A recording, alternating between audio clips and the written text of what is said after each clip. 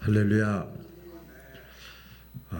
여러분 그 동물 짐승이잖아요. 동물하고 짐승하고 같은 말이죠. 동물 짐승하고 사람, 우리 인간 같은 말이잖아요. 동물 짐승하고 사람하고 인간의 차이가 뭘까? 차이가 뭘까? 뭐 여러 가지 차이가 있겠지만 오늘 말씀과 연관돼서 보면 이 동물하고 짐승은요 먹기 위해 살아요. 여기 아니요 하는 사람 없잖아, 그죠? 그죠? 먹기 위해서. 그래서 생존이 목적이에요. 생존. 그래서 내가 생존하는 거야. 사는 거야. 그게 목적이에요. 그게 목적이에요. 근데 사람은요, 생존하기 위해서 사는 것이 아니라, 먹기 위해서 사는 것이 아니라, 말장난이 아니고, 확실히 그래요. 살기 위해서 먹는 거예요. 말이 좀 다르죠? 그렇죠? 그래서 동물 짐승은 뭐라 그럴까요? 생존이 목적이에요. 생명 연장하고 생명 사는 게 목적인데, 우리 사람은요, 사명. 내가 살기 위해서 어떻게 사느냐를 위해서 돈도 벌고 직장도 들어가고 건강관리도 하고 먹기도 하고 그렇죠. 근데 사람이 돼가지고 인간이 돼가지고 그냥 먹기 위해서만 산다 그러면 조금 어폐가 있지만 시편 49편 10절에 보면 그런 말씀을 하세요. 사람이, 인간이 동물하고 완전히 다른 존재인데 그것을 깨닫지 못하고 살아가는 사람은 멸망하는 짐승 같도다. 그렇게 살 수밖에 없다. 그래요. 왜 그럴까 보니까요, 우리 성경에도 잘 기록을 되어 있습니다만은 동물 짐승은요 영이 없어요. 에? 영이 없어요. 근데 우리 인간은, 우리 사람은요 이 근본적으로 영적인 존재예요. 할렐루야. 잘 들으세요. 영적인 존재예요. 그러니까 동물 짐승은 영적 존재가 아니기 때문에 영이 없어요. 그렇기 때문에 하나님을 찾질 않아요. 하나님을 찾지 않아요. 그래서 사람은요, 우리 인간은요, 근본적으로 영적 존재이기 때문에 하나님을 찾아요. 하나님을 찾아요. 그러니까 하나님을 찾는 게 사람의 본분이에요. 남자, 여자가 이렇게 만나서 데이트하다가 이제 결혼하기 전까지 각자의 삶이 있잖아요. 그렇죠? 각자 나름대로 열심히 자기를 위해서 사는 거예요. 그러다가 결혼을 했어요. 그래가지고 자녀를 출산했어요. 그러면 이제는요, 남자, 여자가 아니고 엄마, 아빠로 살아가요. 그죠? 그게 사명이에요. 그게 정상적인 거고 그게 건강한 거잖아요. 우리가 그 인생을 어느 정도 살다 보면 마음속에 여러 가지 생각들이 마음이 들기도 합니다. 이제 어느 정도 살았단 말이에요.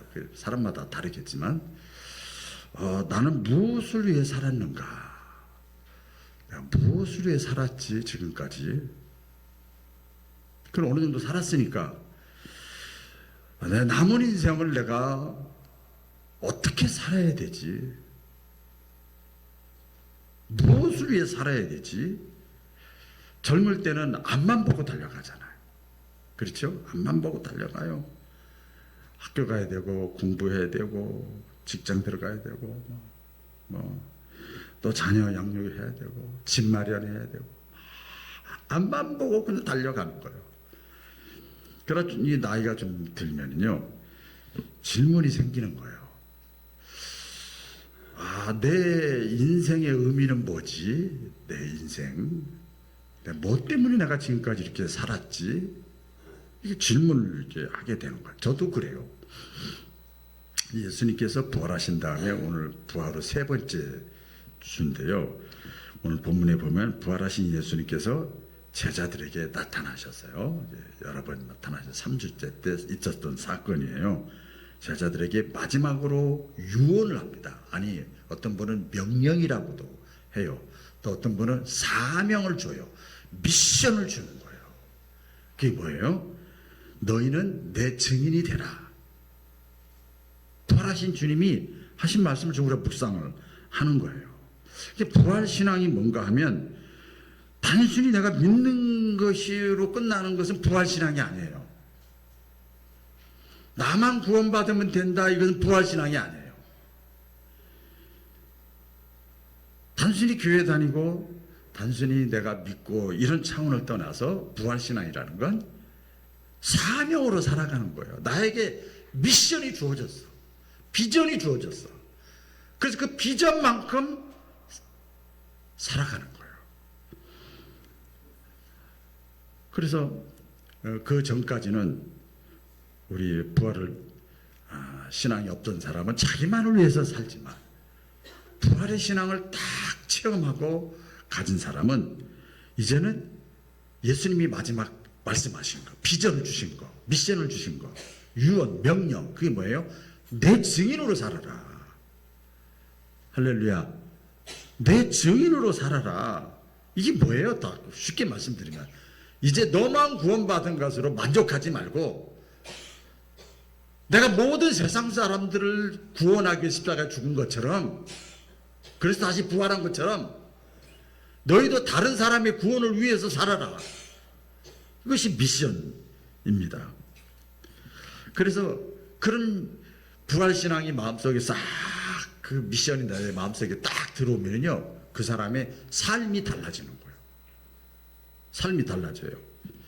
여러분 우리 지지난주에도 이렇게 말씀드렸습니다만 예수님께서 십자가에 못 박히신 다음에 제자들이 두려워서 문 걸어 잠그고 있었잖아요. 무서워서 잡혀갈까 봐 문 걸어 잠그고 사람 두려워하고 아무것도 못하고 있었어요. 예수님 제자들이 그랬잖아요. 그런데 이제 도마를 비롯해서 부활하신 주님이 싹 나타났어요. 그리고 내가 너희에게 평안을 주노라. 평안하라. 부활의 주님이 나타나시고 부활의 주님을 만났어요. 예수님의 제자들이. 여러분 그런데요 그 다음에 이 예수님의 제자들이요 삶이 바뀌는 거예요. 두려워 떨던 사람이 담대한 사람으로 되는 거예요. 예수님에 대해서 침묵하고 한마디도 못했어. 3년 동안 예수님 따라다니면서. 그런데 복음을 전하는 사람으로 삶이 바뀌어진 거예요. 도망다니고 문 닫고 이랬던 사람들이 예수님을 위해서 사는 헌신적인 사람으로 삶이 바뀌어버리는 거예요. 여러분 베드로가 대표적인 사례 아닙니까? 예수님 3번이나 부인했던 베드로잖아요. 근데 부활의 주님을 만난 다음에 사람이 바뀌었어. 삶이 바뀌었어. 그래서 그 본문을 선택했어요. 2장 오늘 사도행전 2장 36절에 보면 이렇게 베드로가 사람들 앞에서 막 선포합니다. 뭐라 그래요? 다 같이 읽어볼까요? 시작. 너희가 못 박은 예수를 하나님이 주와 그리스도가 되게 하셨느니라. 지금 저기 다른 사람한테 복음 전하는 게 아니라 너희가 못 박은, 얼마나 담대해요.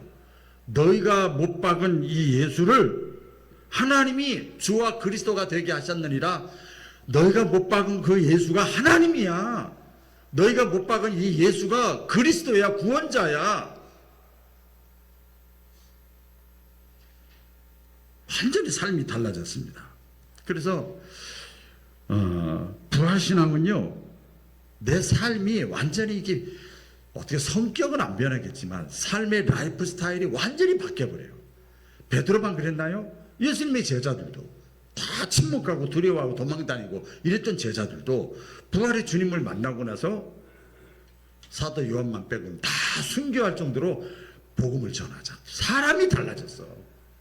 베드로 같은 사람도 있고 사도 요한 같이 얌전한 사람도 있고 그렇지만 부활의 주님을 만나니까 그 미션이, 사명이 그 사람의 인생을 끌어가는 거예요.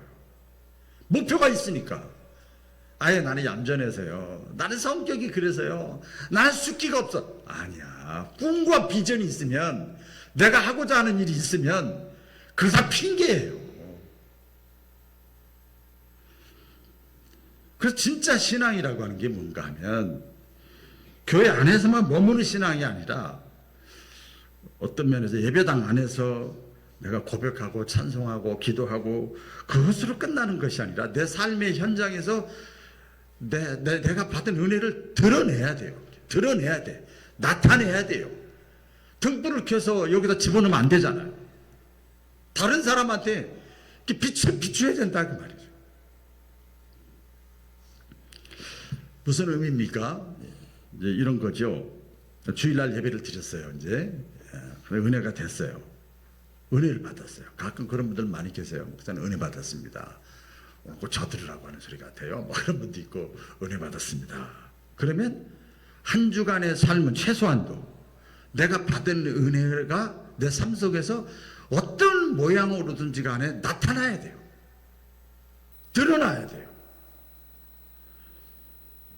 가정에서도 드러나야 되고, 아, 내가 남편에게, 아내에게, 자식에게, 시부모님에게, 어머니에게, 형제에게, 또 직장에서 상사에게, 동료들에게, 또 내 아는 사람들 가운데, 그 교회 안에서도 마찬가지고요. 그 사람들에게 내가 말이 아니라 내가 은혜 받았으니까, 내가 깨달은 게 있으니까 행동으로, 그때뿐만이 아니라 지속적으로 내가 삶으로 드러내야 되겠다. 그때 그 사람의 신앙이요, 살아있는 믿음이 되는 거예요. 삶의 모든 자리에서 예수님을 드러내는 거예요. 내가 막 드러내는 거예요. 이게 여러분 진짜 신앙입니다. 그런 신앙인들 되시기를 주의 이름으로 축원합니다. 우리 인생에는요, 또 시기가 있어요. 전도서 3장에 보면 만사에 범사에 다 때가 있다. 때가 있다. 그것을 아는 게 지혜잖아요. 젊을 때는 아까도 서두에 말씀드린 대로 막 생존의 기간이잖아요. 젊을 때는 열심히 막 꿈과 비전을 향해서 막 나름대로 앞만 보면서 막 살아요. 이렇게 보니까 그렇더라고요. 젊은 사람들이요, 잠도 제대로 못 자요.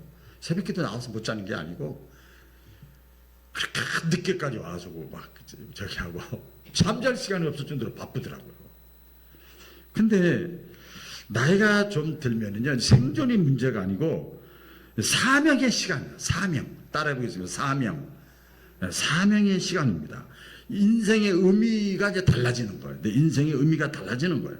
내가 이제 단순히 내가 그냥 생명만 연장하는 것이 아니라 내가 이제 왜 사는가? 무엇 때문에 살아야 되는가?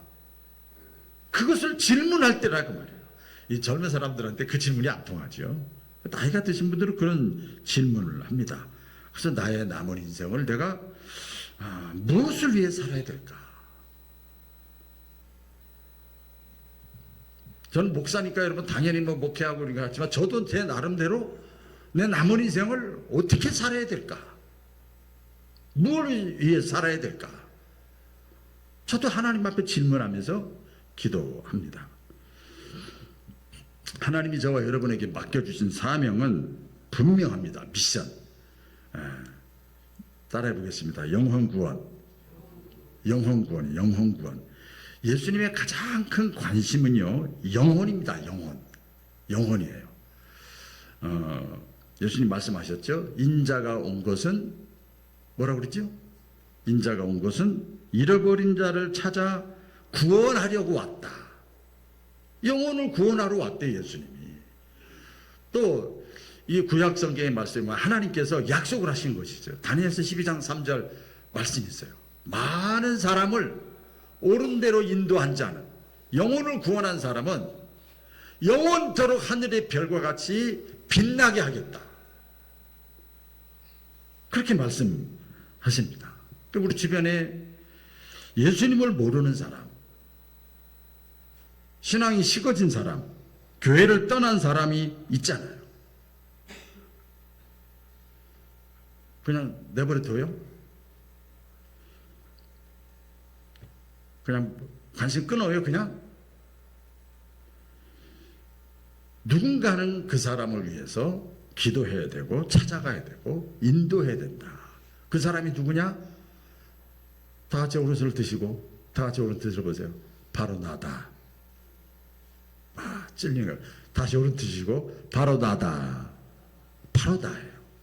하나님이 그 사명을 저와 여러분에게 주신 거예요. 이게 사명의 시간이에요. 나를 통해서 다른 사람을 구원하는 거.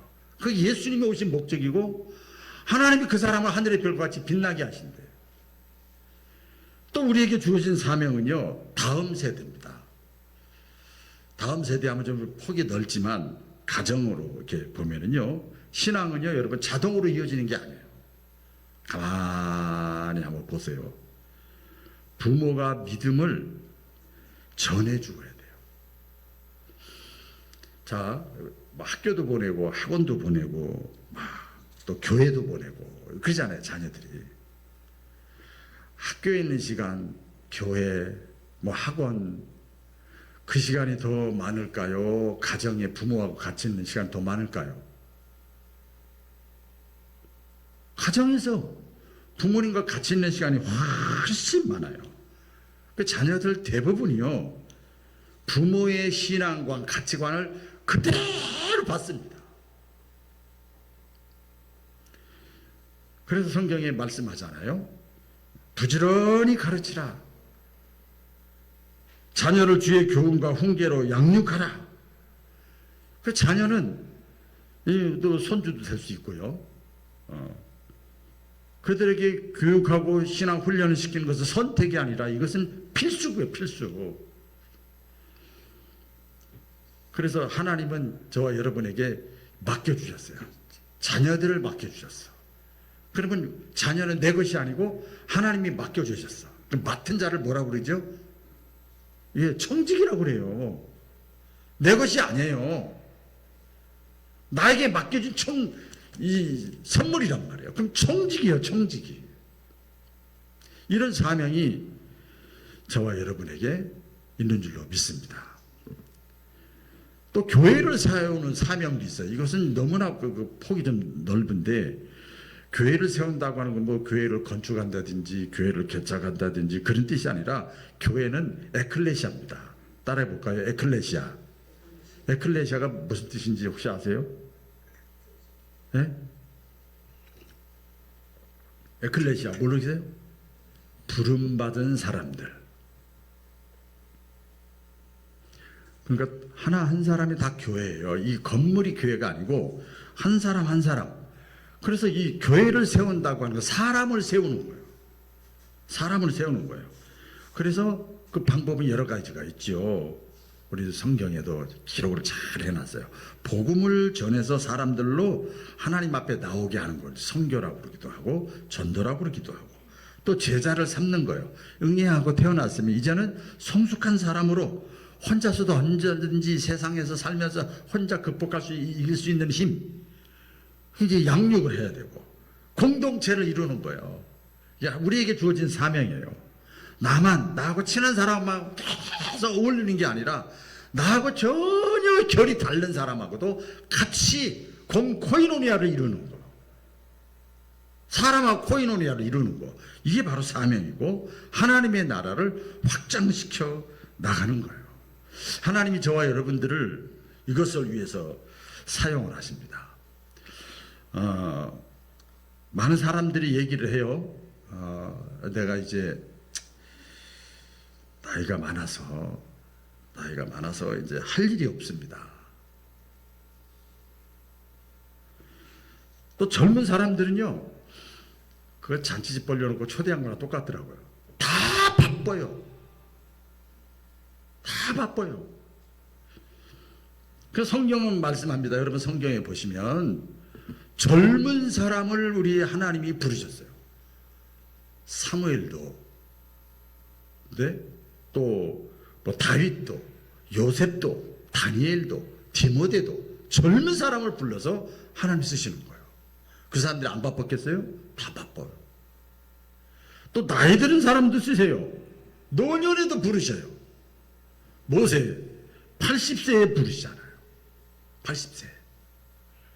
또 모세 후계자 그 갈렙은요 85세에 불러요. 하나님 불러요. 나이가 들었는데. 근데 이 갈렙은요 핑계 대진 않습니다. 내가 나이가 많아서 못하겠어요. 이게 아니고 오히려 갈렙은요 믿음이 참 좋은 사람이에요. 나는 아직도 눈이 멀쩡히 있고 정신이 온전하고 아직도 나는 싸울 힘이 있습니다. 갈렙이 그렇게 얘기를 해요. 그러니까 하나님이 그 사람을 사용하신 거예요. 그러니까 이렇게 보면요 하나님이 이렇게 사용하시는 분은요 쓰시는 분은요 젊은 사람이라서 쓰고 나이 들은 사람이라고 안 쓰고 배웠다고 그래서 쓰고 못 배웠다고 그래서 안 쓰고 부자라고 그래서 쓰고 가난하다고 안 쓰고 그거는 외모예요. 우리 사람은 외모를 보지만 하나님은 안 그래요. 그 사람이 부자든 가난하든 배웠든 못 배웠든 나이가 많든 적든 준비된 사람, 순종하는 사람, 겸손한 사람 그런 사람을 쓰시는 거예요. 한번 그 실제 어떤 책에서 제가 봤는데요. 다니엘 기도의 그 책에서 나온 거 조그만 책자를 주거든요. 그걸 봤는데 한 집사님이 직장 다니다가 은퇴를 했어요.